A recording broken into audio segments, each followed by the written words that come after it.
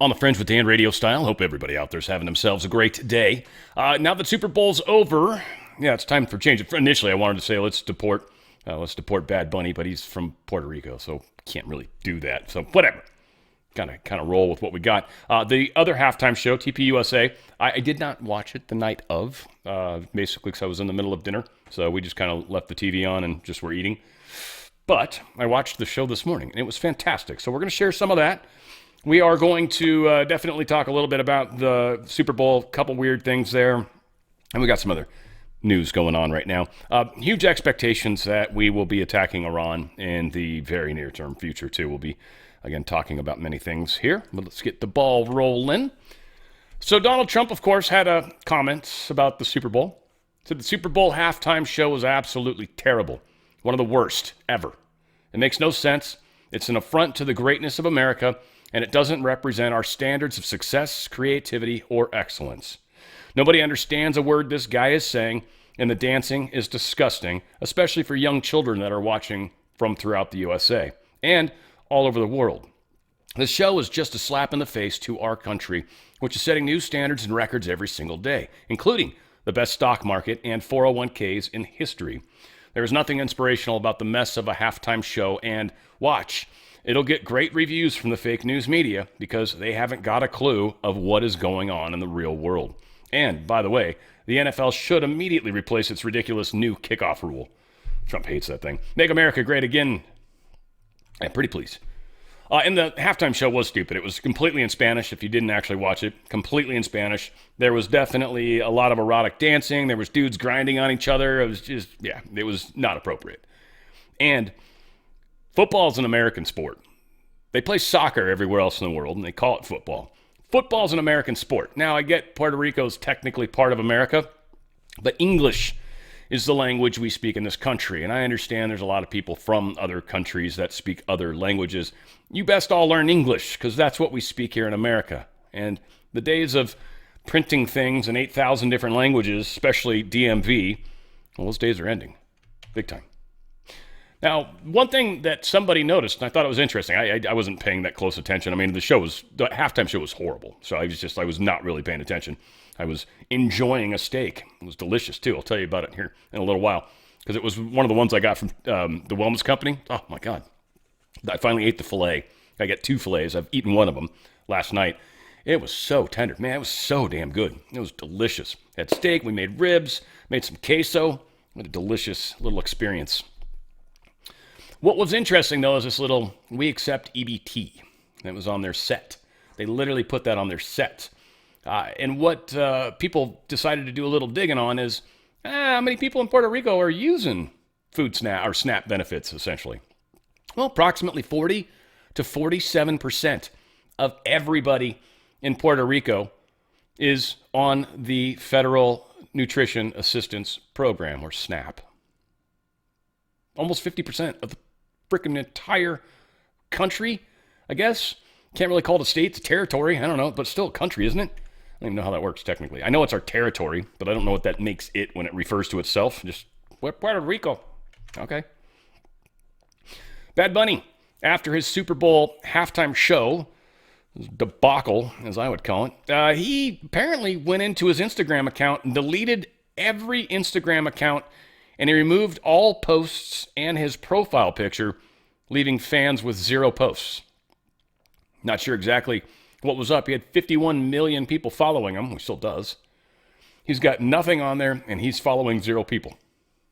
Many are speculating it's because he might have gotten some blowback. Who knows? It's hard to say. Here is our wonderful Department of War boss. What the hell's his title? I'm trying to blank on his stupid title. Whatever. He had a cool little thing to say at halftime, and I like it. I love this dude. Hegseth is awesome. Anyway, check it out. From the War Department, we salute Turning Point USA and every American who still believes freedom is worth defending. Thank you for your courage as an organization, your clarity, and your leadership, and for this halftime show that the War Department is proud to support. This year, we mark 250 years since a band of citizens pledged their lives, their fortunes, and their sacred honor. For 2.5 centuries, Americans have answered that call. On farms and factory floors, in shipyards and labs, in cockpits and foxholes, and in every uniform our nation has worn. Freedom is not automatic. It is defended by a strong nation and a ready force, and that's our job. To our troops, our veterans, and the families who serve alongside them, we see you, we thank you, and we've got your back. So I hope you're enjoying this game. Happy Freedom 250. The things that really matter. God bless our warriors, and God bless our great republic. Amen. Well done. Love it. Well done. So yes, the Turning Point USA All-American Halftime Show. Kind of want to play a couple small parts of this. So I'm gonna try to play the very beginning of it. It's hard to get to, but I'm gonna work on it because they did the national anthem, and it was just a very cool way to start the show. So check it out. Welcome to the Turning Point USA All-American Halftime Show. And this one's for you, Charlie.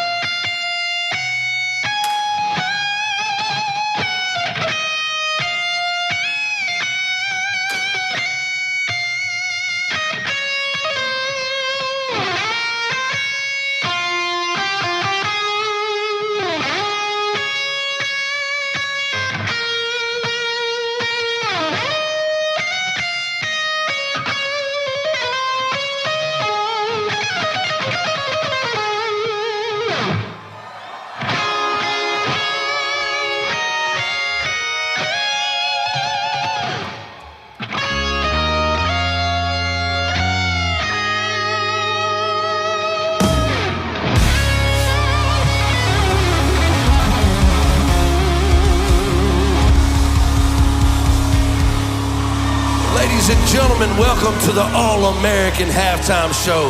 Let's get to it. This is Real American.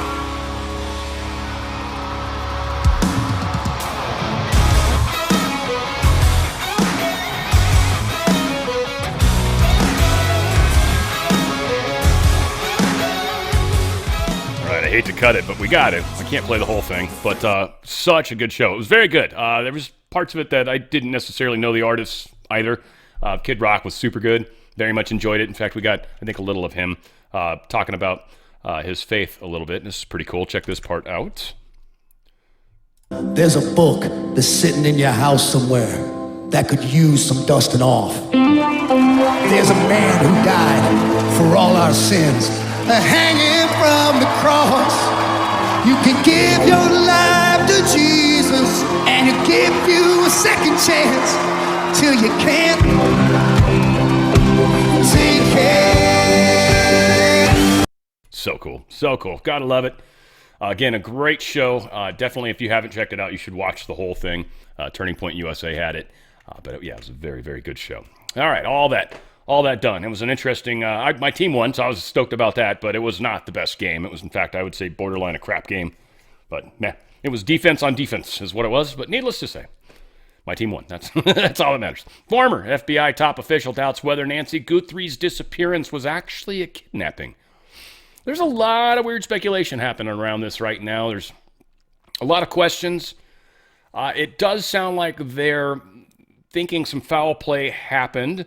They have done some additional searches of the house, and one of the things this story sort of indicates is that they might have been looking in the septic tank. I'm not sure what they think they've found, expected to have found, They're questioning whether or not the mom's actually alive. They've still got no proof of that, no proof of life. There was 2 different deadlines. The amount that was supposed to be paid initially was $1 million in Bitcoin, and then they upped it to $6 million. We don't think they've paid any of it yet, or have. They're wondering if this is opportunists that are trying to exploit them. Again, I don't know what happened to the mom then. If this is just people trying to exploit, then where's the mom? Like, did they kill her? And then they're just trying to exploit these people? Hard to say.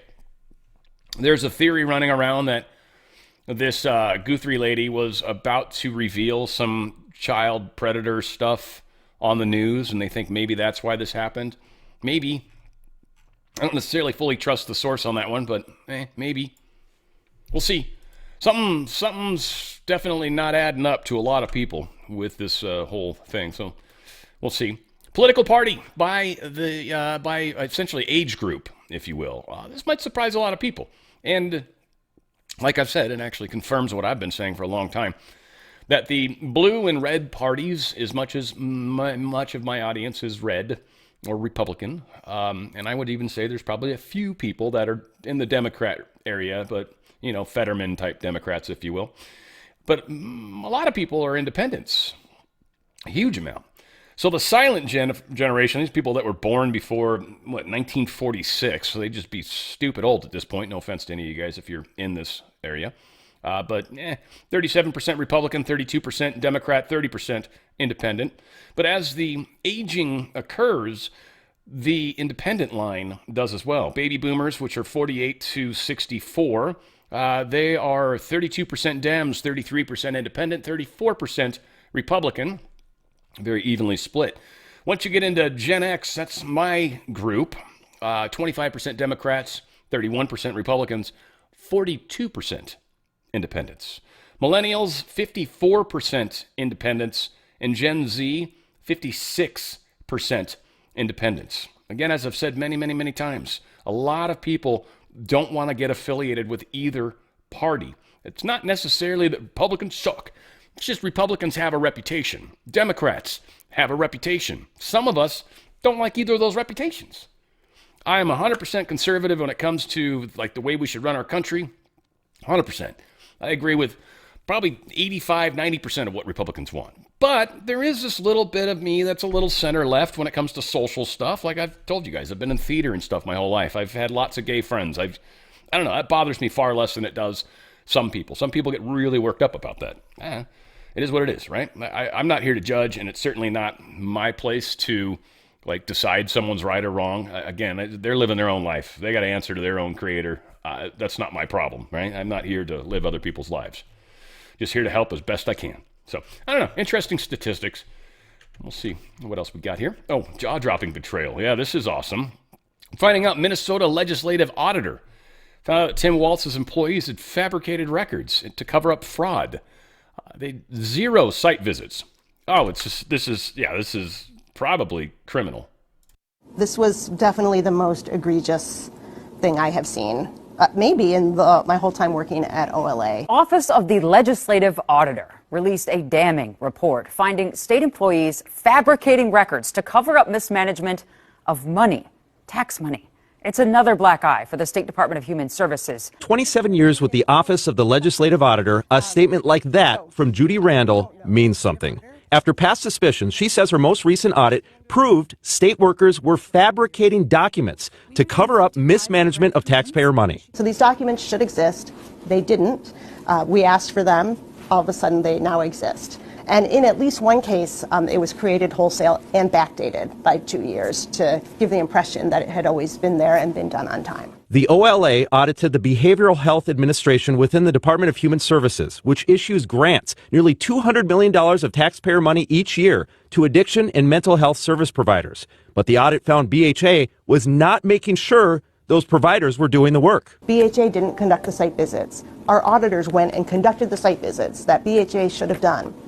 And we identified serious concerns that services weren't being provided. One of the grants examined by OLA was $1.6 million issued to the Wellness Collaborative through Zion Baptist Church in North Minneapolis. According to the OLA report, BHA didn't have documentation to give auditors to show that the services were rendered. What's more, the audit says the grant manager directly profited by leaving BHA and months later providing consulting services to the Wellness Collaborative for the grant she managed, which Randall says is not illegal. But I think it raises a bunch of ethical questions at the very least. Representatives at Zion strongly dispute what BHA and DHS told the auditors. They tell KARE 11 DHS sought them out for the grant. They provided services which DHS workers witnessed. They gave DHS documentation, and they say now they believe they're being scapegoated.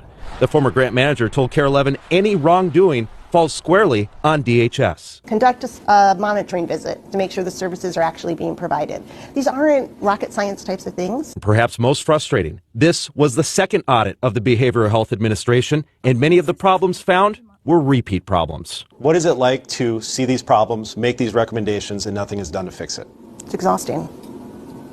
It's exhausting.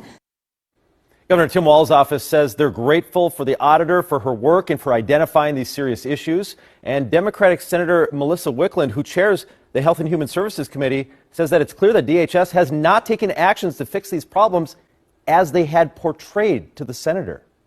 Yeah, it's just ridiculous, right? The more and more we're getting into it, again, other states are going to be way more guilty. It's just Minnesota, because Tim Walz was going to be vice president, as well as Omar and all the Somali stuff that's going on. It just worked out to be a really good place to focus on first. All right, I love this products here, guys. TWC.health/OTF. That's TWC, the wellness company. TWC.health/OTF.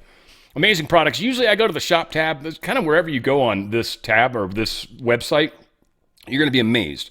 So they've got virtual services. So if you need a virtual doctor, they've got that. Also, a lot of this stuff is actually prescriptions. And so the doctors actually do the prescription. You do the telemed video call, and you're good to go. It's very easy. You don't have to leave your house. It's actually legal. It's a prescription, all that good stuff. Now, the ivermectin collection is going to be a lifesaver. The Parasite Cleanse is one of my favorite things they've got. This is my second one. It's almost empty. I'm bumming out a little bit on that. I'm going to have to get another one. I just like having it. I love the Parasite Cleanse. I'm on an off period right now, so it's good. Maybe in a week or two, I'm going to get back onto it and see. But it's done a lot of amazing things. I've actually noticed some of the kind of the red freckles on my body sort of started turning brown or dark even, almost like whatever was in there is not alive anymore. That's interesting. So that's one of the major things. I also noticed a lot with my digestion right out of the gate. That was probably the first thing that really hit me within the first few days of doing the Parasite Cleanse. Yeah, I was just like, dang, I don't feel like I ate as much as what just came out of me. You know what I mean? And I'm not trying to be gross. I'm just saying it was shocking. So a lot of good stuff from that ivermectin collection. They've also just got ivermectin, which is a good thing to have. I've got some of that, and I've also got some HCQ. It's just, again, it's a good thing to have some of every once in a while. Just, keep some of that in your system. Make sure no viruses are getting out of control. So you want to check out the ivermectin collection for sure. They've got the best medical and emergency kits possible. The Contagion Kit, that's your antiviral, anti-flu. If you're somebody that's scared about the flu and you're worried that if a bad flu hits you, oh my God, I don't know what's going to happen, get a Contagion Kit. It's got everything you could possibly want. It's got upper respiratory, the Z-Pak, the azithromycin. It's also got that, so you got antibiotics. And you've also got the nebulizer to help you breathe. If you get so bad where you can't breathe, it's like an asthma thing, the little nebulizer and the diffuser. So you get one diffuser and you get 5 vials. That'll save your life if you're somebody that's really nervous about the flu. Medical emergency kit. This is like every sort of antibiotic under the sun. It's got some ivermectin in it as well. It's got a number of really, really cool things in it, but a whole lot of antibiotics. That's just a good kit to have, right? You never know what sort of crazy sicknesses you have. Ivermectin, it's an antiviral. If you've got a bacterial infection, it won't do a damn thing for it. That's where you need antibiotics. So bacterial infections, antibiotics. Viral infections, well, they used to just say, drink a lot of water and nap and sleep. Now, it's like, yeah, take some antiviral medicines and you'll destroy that virus. And usually for me, within 24, 36 hours, it's gone. The virus part is, sometimes you've got some leftovers that you got to deal with, like for this last thing that was going through, the chest congestion took a while to get through, and that stupid cough. But I wasn't infected. I wasn't getting worse. I didn't feel flu symptoms anymore. Like the virus was killed, and then I was just dealing with components of it. Now, again, I didn't have the contagion kit yet, and I do now. I would have handled things differently had I had the contagion kit. All of that said, it's incredible. Now, the one I was talking about, the beef box, I finally did eat the protein sticks. They're very good. They are very good. It's very dense. It's not like, that was the thing I noticed when I ate them, is one, they're extraordinarily flavorful, but two, like when you eat regular beef jerky sticks, it's like you take a bite on it and it just mashes down. It's just mush inside of it. These weren't. These are like almost like taking a bite out of a little sausage. Like it was solid. It was good. It was flavorful. So their protein sticks are incredible. The beef box is another one. Like I saw this on accident one time. I didn't realize they actually sold this stuff, and I was like, huh? That's cool. So I got the lean meat one. I got this one, the Cattleman's lean meats. This is I've done my 2 filet mignons. Oops, sorry. No, I've done my 2 top sirloins. I've eaten one of the filet mignons. I've still got, I think one or 2 London broils, a couple tri-tips, the flat iron steak. So I still got a bunch more meat. It's like grass-fed or something because it's very dark and it's delicious. It's not that weird red color that's got all those weird nitrates and all that weird stuff that they put in meat at the grocery store. It's really, really good meats. Next time I'm going to try these dense meats because I love ribeye. That's my favorite cut, hands down. Love ribeye. So I'm going to be definitely checking this out. But these are incredible. They send them to you frozen. They send them in a frozen box with dry ice. It comes right to your door. It's incredible. The steaks are amazing. I bet that ground beef's so flavorful too. So yeah, again, very, very cool products. They've got them all. You want to go to twc.health/OTF.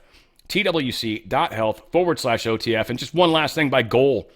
They've got new products. They've got weight management, cleanse and detox. They finally got rid of that drop product too, by the way, guys. So they've got a few other things for weight management. Personally, I highly recommend the Unimate, the Feel Great product. I think that if you're trying to lose weight and get your life back in order, I do recommend that direction. But or you can also try TrumpRx.gov and check out some of those, what the GLPs or whatever those things are. Whatever you do, I don't recommend those, but to each his own. But they've got some great stuff. They've got just everything under the sun that you could want. Keep your mind sharper, that you got pains in your muscles, whatever. They've got it all. Go to twc.health/OTF. That's twc.health/OTF. Healthy choices creates healthy living. That's a good thing. Trump admin is refusing to comply with an immigration court order. This is our good friend Boasberg. He is saying that back in March of last year, when Trump deported a whole bunch of Venezuelan migrants to a maximum security prison, 252 of them apparently, and they didn't turn the plane around in the middle of the flight when Boasberg put his order out. He's now telling Trump administration they've got to bring all these people back and give each one of them an actual court date. And Trump's administration's basically saying, no, we can't. There's way too many complexities with trying to do that, so no. Which Boasberg's going to frickin' lose his mind.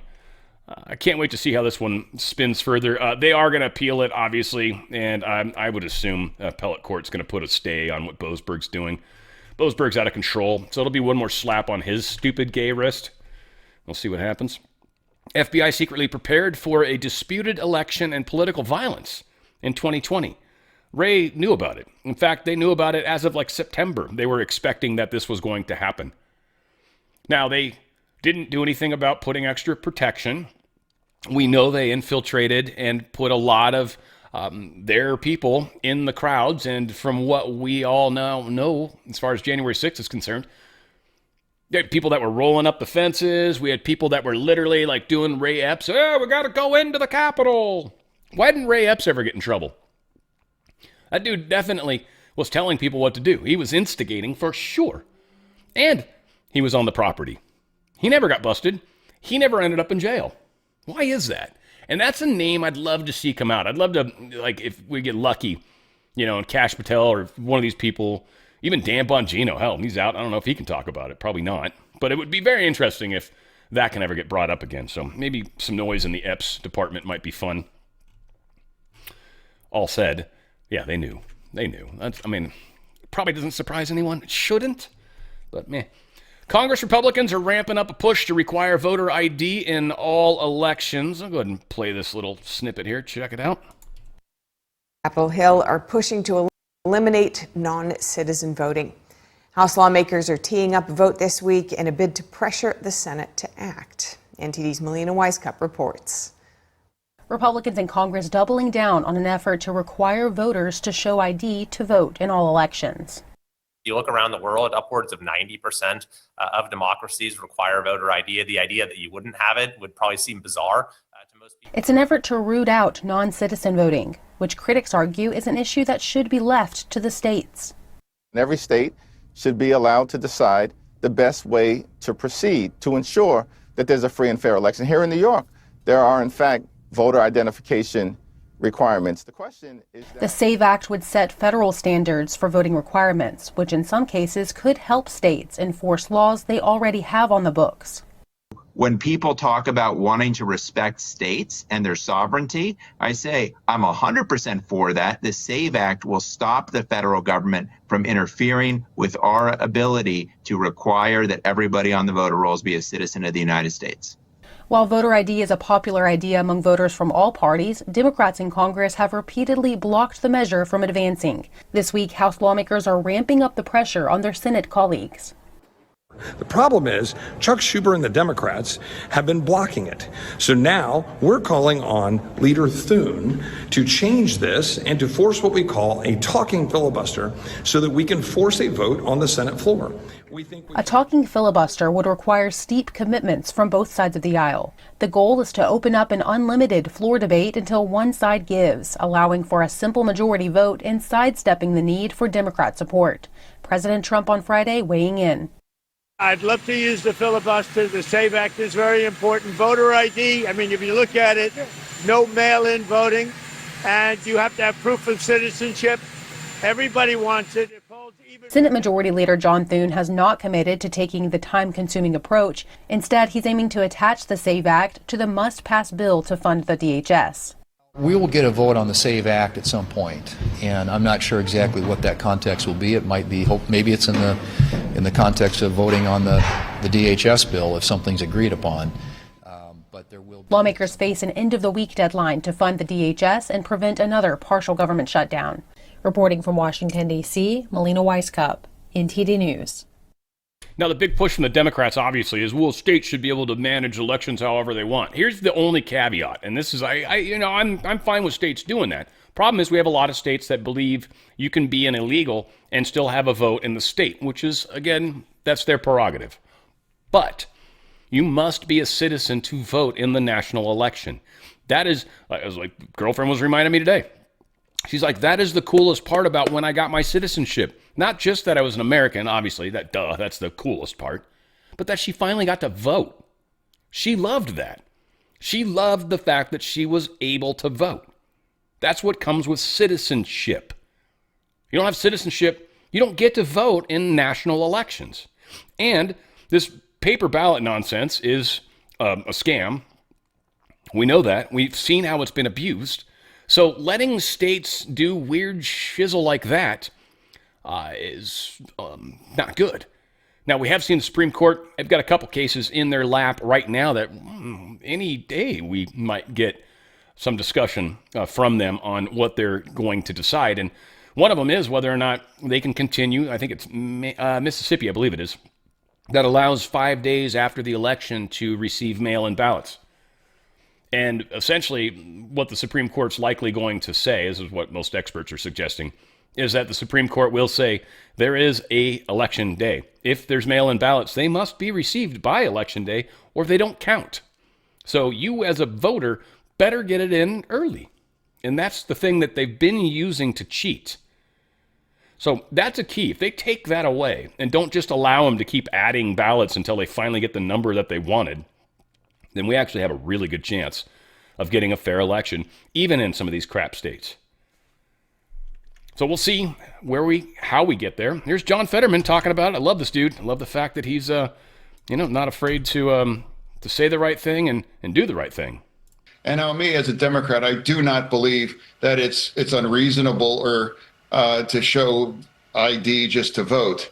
And I remind everybody that less than a year ago in Wisconsin, they added that to the Constitution by a 63% passing, to put that in the Constitution that you have to show ID to vote. And they also elected a very, very liberal justice into their Supreme Court. So it's not a radical idea for regular Americans to show your ID to vote. And it's absolutely, those things are not Jim Crow or anything. Of course, that's part of an awful, awful legacy of our nation for so long ago. But where we are now, trying to find a way forward, just trying to call balls and strikes, seeing what's unreasonable, hopefully we don't have to do, and pay the TSA people and everyone, secure our border, and focus on deporting all of those kinds of criminals, wherever they are. That's the guy that votes for that and supports that as a Democrat, and I don't ever want to vote to shut our government down again. Right. And you are very much where the people are.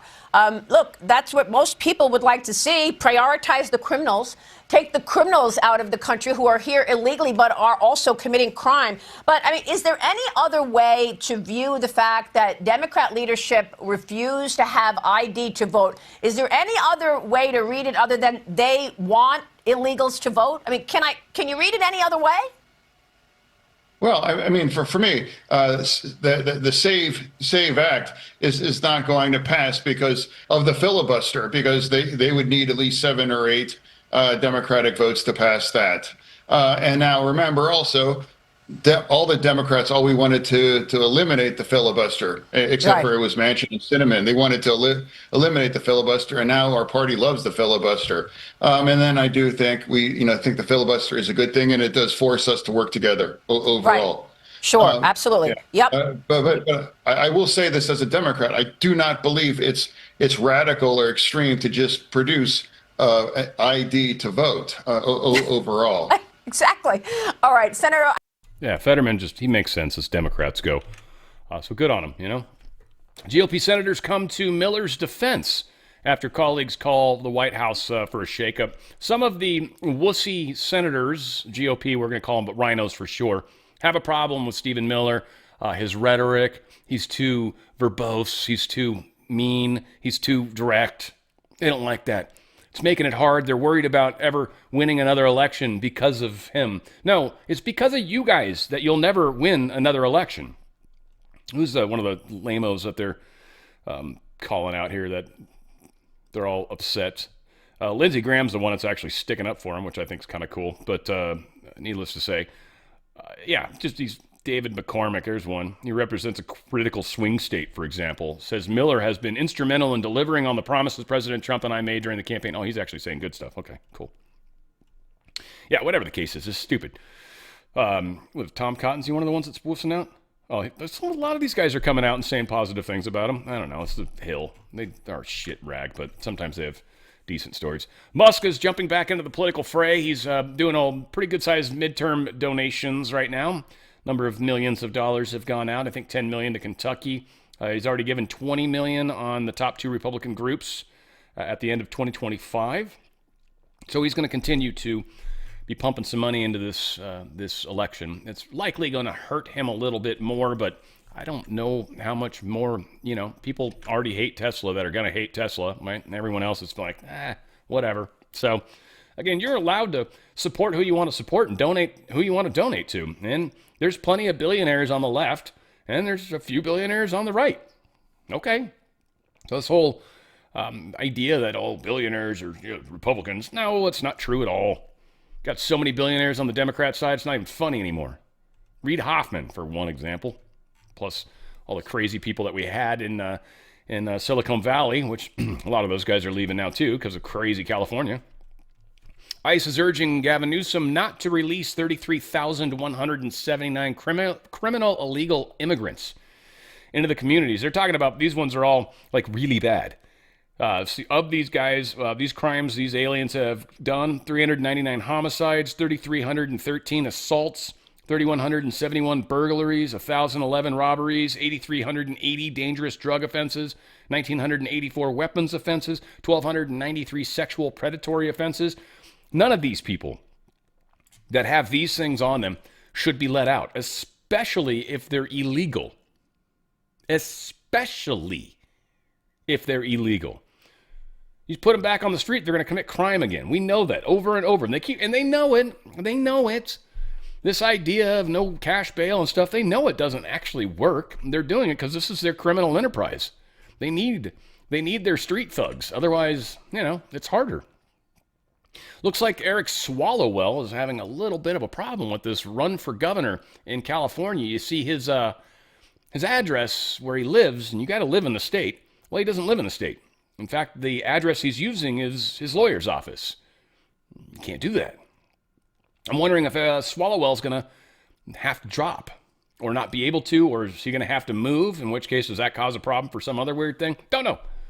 But Swallowwell is not doing well anyways, and he's certainly disliked tremendously. Mike Pence explains to Joe Rogan there are many more people like Jeffrey Epstein that we don't know about. This is kind of a good thing to keep in mind. Everyone's so hyper-focused on Epstein, but there's others, and not just Diddy. There's a bunch of these guys. Here's the big question that people ask. If there was a Jeffrey Epstein, and it seems like all these things he was involved in, is there a Jeffrey Epstein right now that we don't know about? There's a million of them. A million of them. I mean, this is why I find this. This is not the core of what I focus on, but I find it a really interesting field of study because it helps understand so many other U.S. government institutions and the relationship between government and private business. Jeffrey Epstein is part of a class of what are effectively professional fixers. And this is a kind of class of professional who sits not really within a particular government or private sector institution, but in the kind of sticky layer between them that connects them all. Yeah, they got a bunch more of these people. And I think they're coming to the surface. But Epstein, boy, he's done some damage. He was definitely tied in with some top-notch people. So whatever the case is, this is not good for any of them. Norway's ambassador has to resign because of reports of the family receiving Epstein money. Like when Epstein died, he, day before, changed his will and wrote these people in to receive money. Just on its face, that's kind of interesting. Because this is literally the day or two before he kills himself. Finger quotes, okay, for those of you not watching the screen. But then to have his will changed, apparently he signed it right beforehand and giving certain people money like he knew he was going to die. I don't know. Very strange. It's very strange nonetheless. There's going to be, I think, juju around this for a while. I don't know if we'll ever totally get to the bottom of it. Because basically the problem I find in general with people right now, especially, is people make up their mind about things. That's it. They make it up really early, too, by the way. People make up their minds way too soon. And once they make up their mind, that's it. Their mind closes. So nothing else could possibly be different. Nothing else could possibly influence the way they think about it. Nothing else could change their minds. That's extraordinarily dangerous. You should always have an open mind. Even if you got something figured out, you might learn more about it.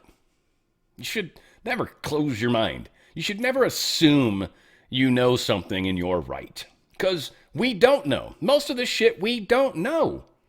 And to make any assumptions at all, ask you, me, makes perfect sense now. So we got to be careful. Again, I see so many people jump to conclusions. I see a lot of people that are horribly wrong about most everything that comes out of their face. So again, yeah, we got some really shitty people in the world. Epstein Gates to pandemonium. So this is... Oh yeah, this is... Epstein was working with Bill Gates, and they were talking weird stuff about viruses. I would assume Jeffrey Epstein was really into financing and making money and stuff too. So again, not sure if this was just him trying to buddy up with Bill Gates and get in on some of that money or whatever. But they were doing all these emails back and forth of his big idea about how they could create smarter vaccines that are able to fake out certain DNAs. And then, anyway, I don't want to try to explain all this, but it's like just kind of a trip. One, that Epstein was a reasonably intelligent man, it sounds like. And yeah, it's just a lot of emails back and forth between these guys, preparing for pandemics. This was all before the pandemic happened. Just strange timing, right? And we know Bill Gates is not to be trusted. British Prime Minister's chief of staff resigns in latest Epstein scalp. This is another one. Sir Keir Starmer, a.k.a. Thumb Up Butt. Morgan McSweeney, his chief of staff, has resigned following backlash over the appointment of Lord Peter Mandelson as Britain's ambassador to the U.S. McSweeney is the one that chose to use him. And yeah, that was a bad decision. So this is causing huge consternation within Keir Starmer's party because everybody's like, you guys are freaking corrupt as hell. And there's already enough problems with what's going on in England that this is like just the straw that broke the camel's back, it sounds like. Again, we'll find out what Britain does. You can never tell when they're actually angry. So, meh. France's former culture minister resigns over Epstein-linked tax fraud probe. And Ghislaine Maxwell, interestingly, she was having her meeting with Comer and all them, and about an hour into the meeting, she go ahead and invokes the Fifth Amendment. Right? I take the Fifth on that. And that was because her lawyer told her to. Well, then her lawyer has now said, look, she'll tell you everything if you essentially free her, if you pardon her. She'll tell you everything. Now, what's interesting is I don't know if Congress has the power to do that.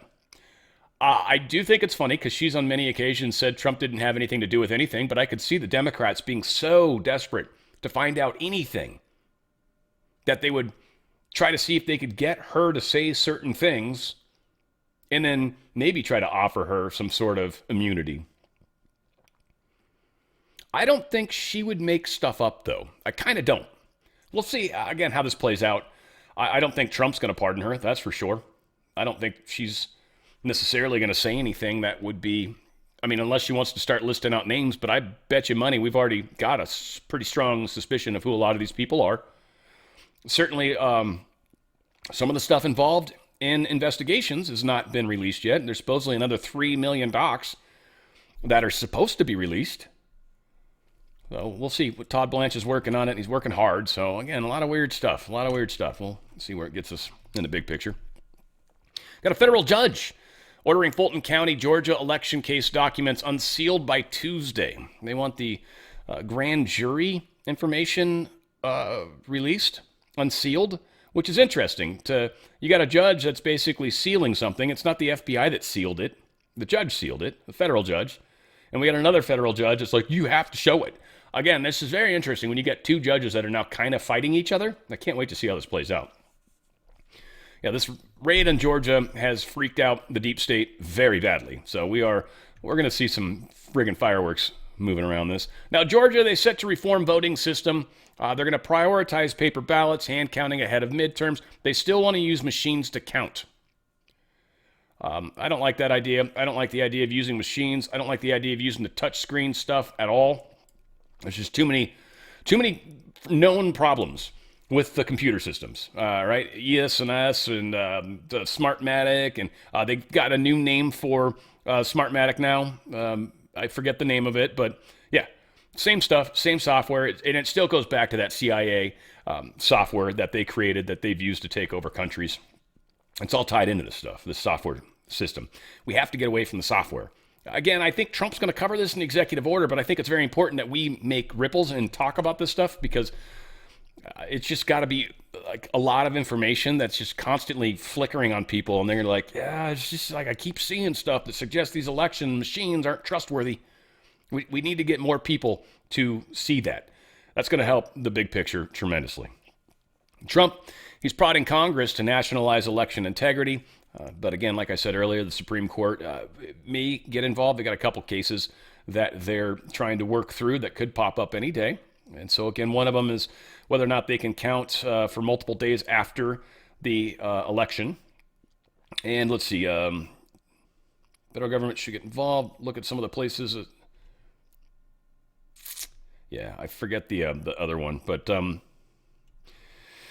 they keep talking about how they just kept bringing in more ballots, and every time they bring in more ballots, then the numbers would get closer and closer for the person they wanted to win, and then eventually they'd win, and then all of a sudden, oh, we're done counting now, right? So, again, we got to be careful.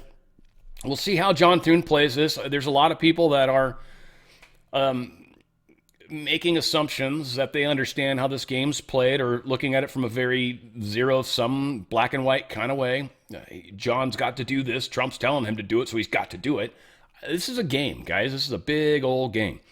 And Speaker Johnson and Senate Leader John Thune, they have very tricky jobs.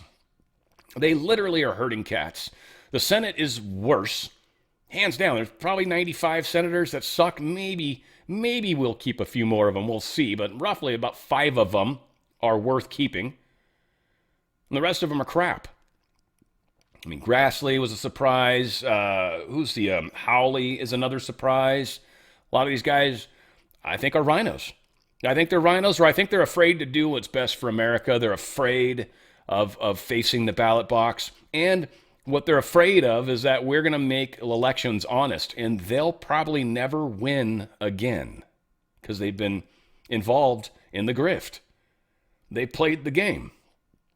You don't get to that position without playing the game. So we will see.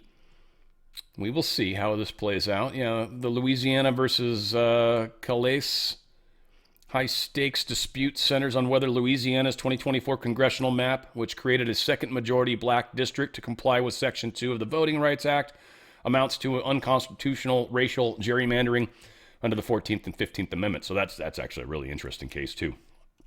So we'll be seeing what happens. And then the other one, of course, is whether or not they can continue counting ballots after the election. That one most likely is not going to survive. And there's a number of states that do this. So if you're doing mail-in ballots, and the Supreme Court's probably going to say, look, here's the thing. You need to have those all received by Election Day, or you're not counting them. They don't count. You either get it in early. If you're someone that's doing a mail-in ballot, you best mail it early. And if you somehow don't, well, you missed the election. It's like if you're going to vote in person and you somehow forget, shit, today was voting day. I missed it. Damn it. Oh, I'll go in tomorrow and vote.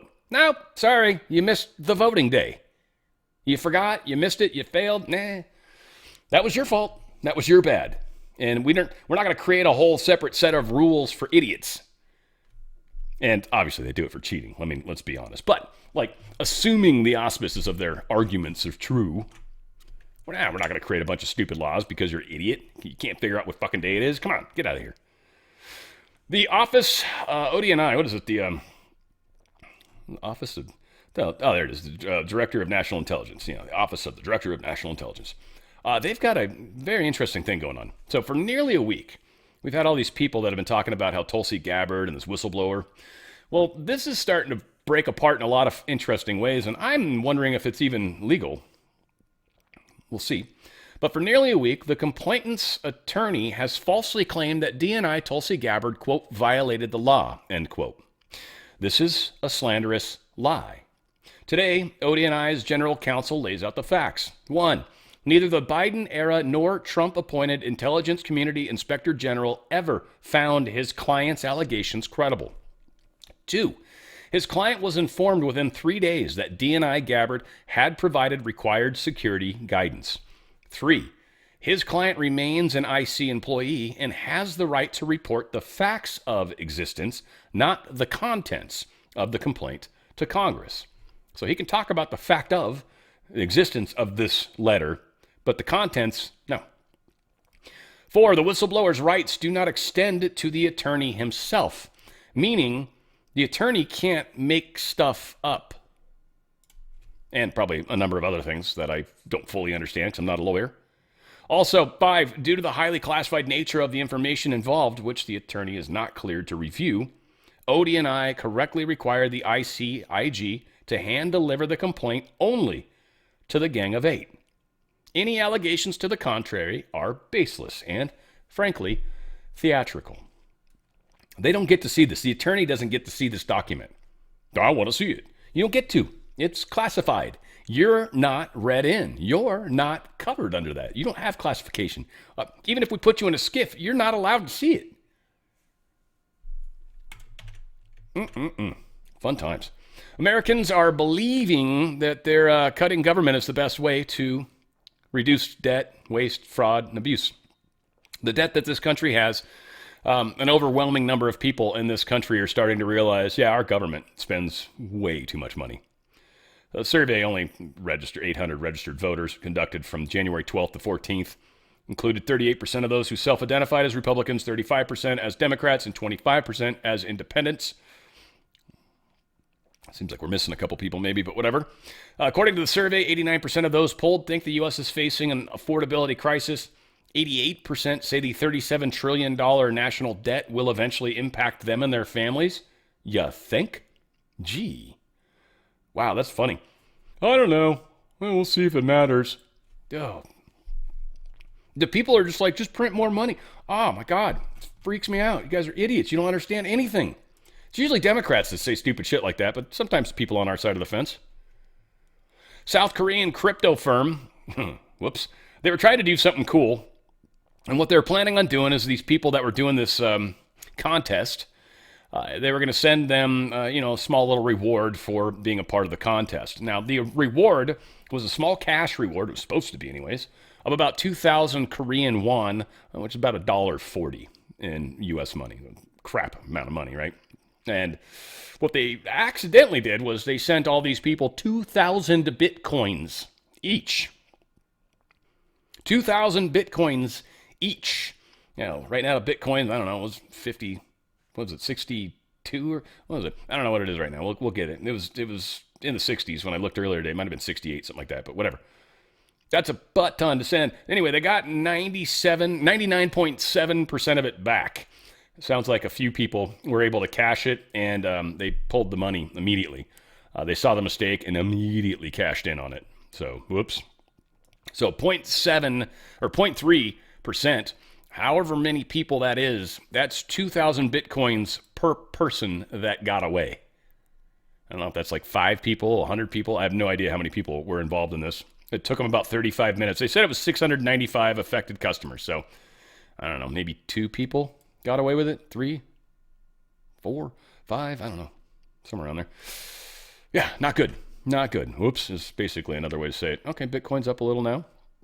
Got back up over 70. It was below earlier as I was looking at it. So that's cool, I guess. XRP up a teeny bit at 144 now. When it comes to the gold and silver, gold is up $35 today. Silver's silver's up a bunch, actually. Silver's up $6. Gold's up 122 now that everything's refreshing. So, wow, gold's back at 51.02. Silver's at 83.26. And again, it's gonna pass 100. For the years out, the expectation is going to be close to 400. We've got a wild year in front of us. And a lot of these people, when they're coming up with these numbers, at least some of the people I'm listening to, are paying attention to the future contracts, when the contracts expire, when these shorts expire, because they realize when those things start to happen, that's when a lot of the weird movements start to occur. So the expectation is we'll see silver up around 400 by the end of the year. One of the many reasons why I think it's a great idea to divest some of your 401k money. Now, Dow, highest it's ever been, right? It's up over 50. Trump's talking about probably he'll hit 100,000 by the time his term's out. That just probably implies inflation to a large extent. We need to get inflation under control. And so long as you continue to see gold rising, that means inflation is going up. That means your buying power is going down. So yeah, the stock market can go way up, but with inflation, you're literally not gaining ground. You're just losing it less slowly. Get out of their system. Get at least some of your money out of their system and protect the buying power.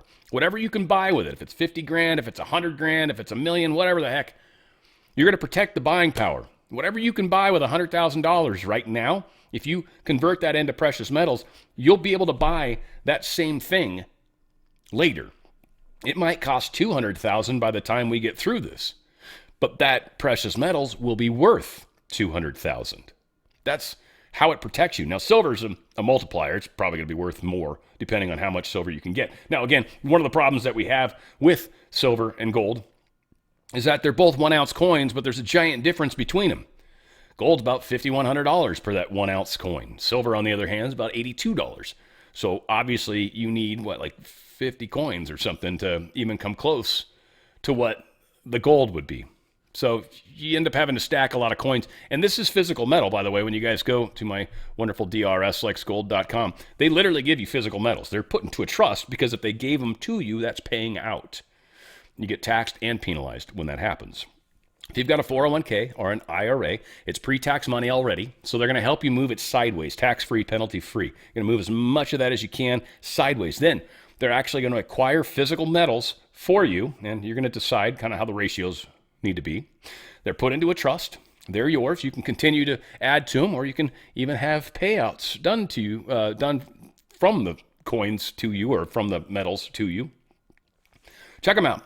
4 data points. If you can call within 20 minutes, you're going to get a free Ronald Reagan coin. Just good stuff. So go to drslikesgold.com. drslikesgold.com. Let my good friends at Goldco help you out. Best customer service you're ever going to have. They've got multiple suppliers, so they can actually get precious metals a lot easier than many other people can. They're the best out there. It's why I love them. It's why I've stayed with them. It's why I'm going to continue to stay with them. I love these guys. Go to drslikesgold.com. drslikesgold.com. Get out of that stupid system before that stupid system gets out of you. All right, we got some Health Secretary Kennedy giving some reality checks, and this is pretty cool. So food's really important. We like that. Check this out. And the food is affecting everything that we do. This is warfare. If a foreign enemy or adversary did this to our country, poison them at mass scale, we'd consider it an act of war. And we are poisoning our children at scale, at a cellular level.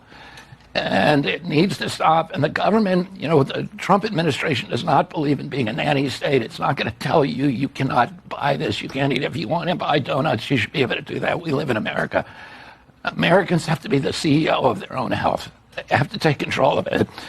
And we're equipping them with the tools to do that. We're telling them what the science says. We're telling them what kind of food that they should be eating. It's up to everybody to do that. And it's really going to be a civics project from now on. And that's what people need to realize. Your health is your responsibility. Nobody's going to take care of you. Nobody's going to make decisions for you. Nobody should, right? If you're unhealthy in any way, shape, or form, it's likely because of choices you've made. And undoing that is a big thing that needs to happen. Some of it is, like in the case of this, it's just being more informed. So Healthy Florida did some testing. They were looking for the glyphosate, the pesticide, the thing that's in Roundup. They were looking for glyphosate in food. So they were testing bread. So they got Nature's Own butter bread, had 190.23 units, whatever they're measuring it in. I don't know if they tell us, parts per billion. Nature's Own perfectly crafted white, 132 parts per million. Or parts per billion, sorry. Dave's Killer Bread, no pun intended. White done right. That's got 11.85, so much lower amounts. Maybe it's because they're using white flour. Dave's Killer Bread, 21 whole grains. It's got 10.38 parts per billion. Wonder Bread, everybody knows Wonder, classic white. It has 173.19 parts per billion. And Sara Lee Honey Wheat, 191 parts per billion. Sara Lee Artisan White and Pepperidge Farmhouse Hardy White don't seem to have any, by the way. If you're wondering, which ones can I get? Those would be two good choices. All said, yeah, we got to be informed. There's a lot of things. And that's where a lot of the celiac stuff has come from. Many are suggesting, anyways, that it's the wheat that's got the glyphosate. And it was the second that they started using that, and that was one of the first places where they really started using that Roundup product. And then all of a sudden we started having all these glyphosate problems, all these people with this celiac issue. It's probably not that. It's the bad wheat with this poison in it that's causing the problems. That's why people are getting swellings and all this different kinds of stuff. Chinese academics at top U.S. schools and labs were part of the CCP's infamous 1,000 Talents program. We're obviously getting smart about this. They've cut back everything that Harvard's been involved with, and I'm sure Harvard was directly working with the CCP. I'm assuming. I don't know for sure. I'm alleging this. Yeah, this is... Again, one of the things that's fantastic is they weren't hoping we'd ever become aware of this, and they were just going to continue to make it worse and worse and worse and worse, and then eventually they were going to take us over. We figured it out way too soon, like the analogy's been for a long time, and it still applies. Trump turned the submarine, like Hunt for Red October, he turned the submarine towards the torpedo, and because of that, we are not having the problems that we were supposed to have because we've shortened the time, shortened the distance. They weren't able to get far enough along, and we were. able to stop them in a lot of ways. U.S. Department of Defense has announced this morning that forces under the United States Indo-Pacific Command carried out a right of visit, a maritime interdiction. This is kind of cool. They took another ship. This is fun. Let's look at this.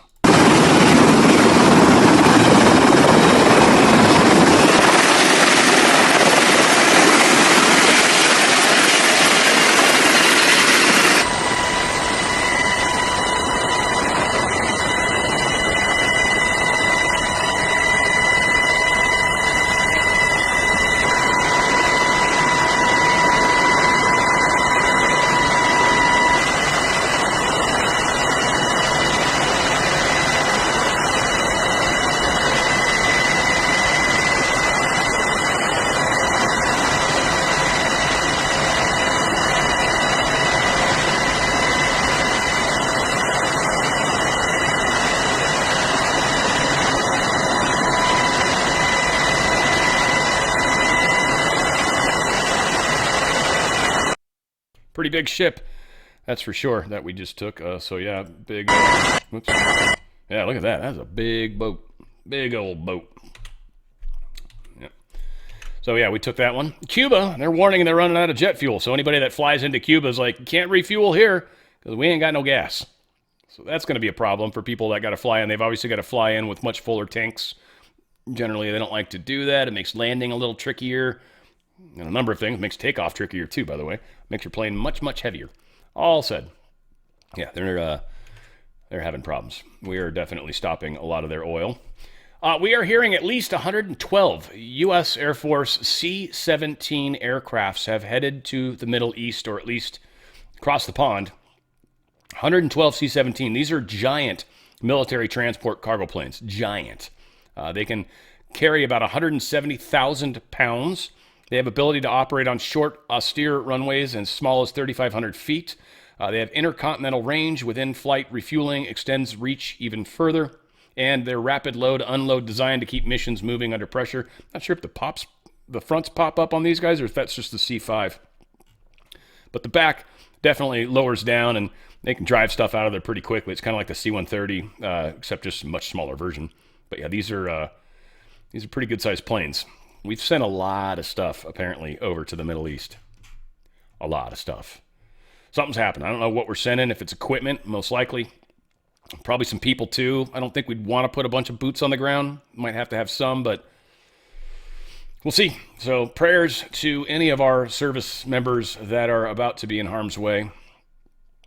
Total anarchy as Antifa rioters go haywire outside the Milan Winter Olympics. This is just insanity. It's so crazy what's going on. And it's, of course, always the places that have good leadership now.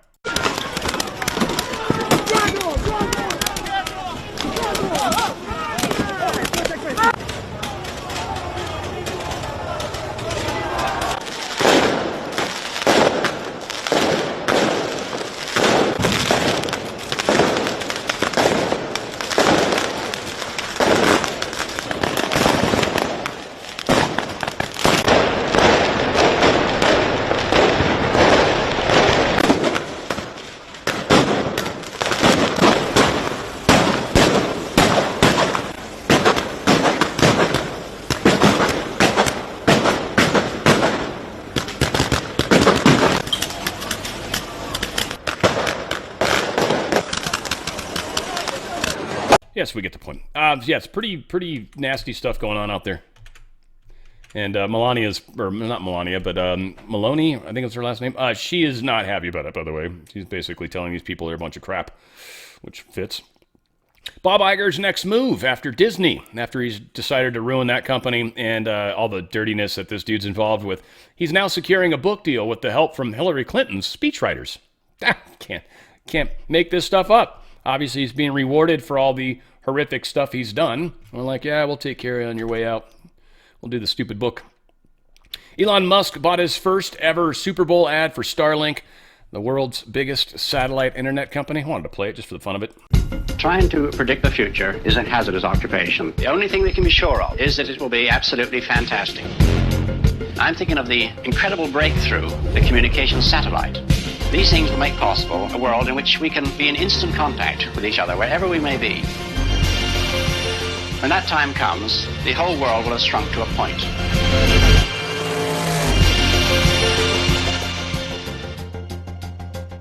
Now, obviously, China is trying to mess with those, and Elon Musk is he's doing a lot. We'll see. We'll see what all happens. He says money can't buy happiness in an X post, and everyone freaked out on this. I think it's kind of funny. And he said it kind of neat. Whoever said money can't buy happiness really knew what they were talking about. And he's right. You can't. And he's the richest man in the world. And he's like, yeah, I'm still not happy. And that's, I get it. I mean, I get it. Like, happiness is a thing that comes from inside. Happiness is a thing that you find purpose, you find reason, you find things within your life, within your living that makes it more fun, that makes it better, that brings happiness. Now, again, happiness is a funny thing. I was talking to my sister, I think, about it the other day, and I was like, I don't even know what happiness is, frankly, anymore. I'm certainly not unhappy, but I don't think I'm constantly running or walking around giggling. I mean, I do make myself laugh often from time to time, but I don't know. Like, what is happiness? I'm content, but yeah, I don't know. Maybe when I get more money, I'll just be like, oh, I totally get what he's saying. But I mean, yeah, a lot of it is you'll spend money to try to find relationships, and then the relationships are only because of the money, and you start to realize, yeah, this isn't even real, what I'm experiencing. And so, yeah, King Solomon, the richest man who ever lived, wealthier than even you, Elon Musk, after tasting every pleasure, possessing limitless power, and building unimaginable riches, Solomon concluded, all is vanity. And that's the reality of it. So many people spend so much time trying to chase all these sparkling things, thinking that'll bring them happiness. That's the first place where you realize that you have a problem. Is if you think, oh, if I could only do this, then I'd be happy. You're never going to be happy, ever, unless you finally realize, if I finally look in the mirror and realize what I'm unhappy about and try to work on that, maybe that'll change.